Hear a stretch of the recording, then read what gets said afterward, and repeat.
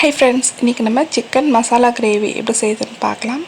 இதுக்கு ஒரு மிக்ஸி ஜாரில் ஒரு துண்டு இஞ்சி, ஒரு பச்சை மிளகாய், 10 பல் பூண்டு, 10 சின்ன வெங்காயம் சேர்த்துக்கலாம். இது கூட ஒரு தக்காளியை கட் பண்ணிவிட்டு சேர்த்துக்கலாம். இதை தண்ணி எதுவும் இல்லாமல் நல்லா பேஸ்ட்டாக அரைச்சி எடுத்துக்கலாம். நீங்கள் இதில் தேங்காய், முந்திரி பருப்பு கூட சேர்த்துக்கலாம், நல்லாயிருக்கும். பாருங்கள், நல்லா அரைச்சாச்சு. இந்த மாதிரி நல்லா பேஸ்ட்டாக அரைச்சிக்கோங்க.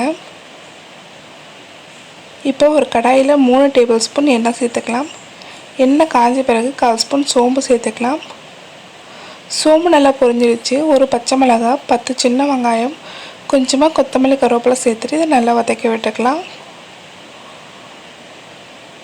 இதை ஒரு 2 நிமிஷம் நல்லா வதக்கி விடுங்க. பாருங்கள், வெங்காயம் நல்லா வதங்கிடுச்சு. இந்த அளவுக்கு வதங்கினா போதும். இப்போ எல்லாம் அரைச்சி வச்சுருந்தா விழுதை சேர்த்துக்கலாம். அடுப்பை மீடியம் ஃப்ளேமில் வச்சு ஒரு 2-3 நிமிஷம் நல்லா வதக்கி விட்டுக்கலாம். தக்காளி, வெங்காயம், இஞ்சி, பூண்டு எல்லாமே நல்லா பச்சை வாசனை போய் எண்ணெய் பிரிஞ்சு வரணும். நல்லா வதக்கி விடுங்க.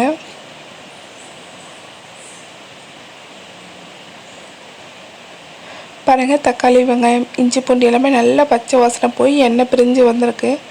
நல்லா இந்த அளவுக்கு வதங்கி வரணும். இப்போ இதெல்லாம் மசாலா சேர்த்துக்கலாம். 1/4 ஸ்பூன் மஞ்சள் தூள், 1/4 ஸ்பூன் கரம் மசாலா, காரத்துக்கு 3 ஸ்பூன் மிளகாய் தூள், உப்பு தேவையான அளவுக்கு சேர்த்துட்டு இந்த மசாலா நல்லா பச்சை வாசனை போகிற அளவுக்கு வதக்கி விட்டுக்கலாம்.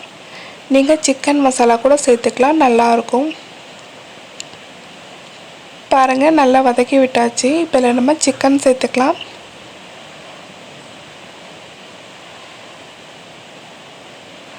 இப்போ இதை நல்லா கிளறி விட்டுக்கலாம். சிக்கனில் மசாலா எல்லாமே படுற மாதிரி நல்லா கிளறி விட்டுக்கோங்க. பாருங்கள், நல்லா கிளறி விட்டாச்சு. இப்போ இதில் தண்ணி சேர்த்துக்கலாம். உங்களுக்கு கிரேவி எந்த அளவுக்கு வேணுமோ அந்த அளவுக்கு தண்ணி சேர்த்துக்கோங்க. இதை நல்லா ஒரு வாட்டி கலந்து விட்டுக்கலாம்.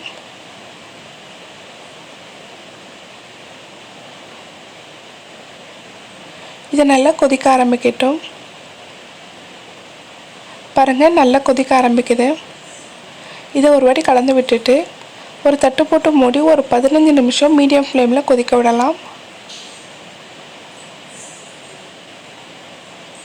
பாருங்கள், 15 நிமிஷம் ஆயிருக்கு. கிரேவி நல்லா கொதித்து எண்ணெய் பிரிஞ்சு வந்திருக்கு. சிக்கனும் நல்லா வெந்துடுச்சு. கிரேவியும் நல்லா திக்காயிடுச்சு. இப்போ இதில் 1/2 ஸ்பூன் வெண்ணெய் சேர்த்துக்கலாம். இது கூடவே ஒரு 1/2 ஸ்பூன் மிளகு சீரகத்தூள், கொஞ்சமாக கொத்தமல்லி, கருவேப்பிலை சேர்த்துட்டு இதை நல்லா ஒரு வாட்டி கலந்து விட்டுக்கலாம். நீங்கள் இதில் தேங்காய் பால் கூட சேர்த்துக்கலாம், ரொம்ப நல்லாயிருக்கும். பாருங்கள், சூப்பரான நல்ல காரசாரமான சிக்கன் மசாலா கிரேவி தயாராகிடுச்சு. இது நல்ல சூடான சாதம், இட்லி, தோசை, சப்பாத்தி, பூரி, பரோட்டா, ஆப்பம், இடியாப்பம் இது எல்லாத்துக்கூடவும் ரொம்ப நல்லாயிருக்கும். கண்டிப்பாக ட்ரை பண்ணி பாருங்கள். Thanks for watching.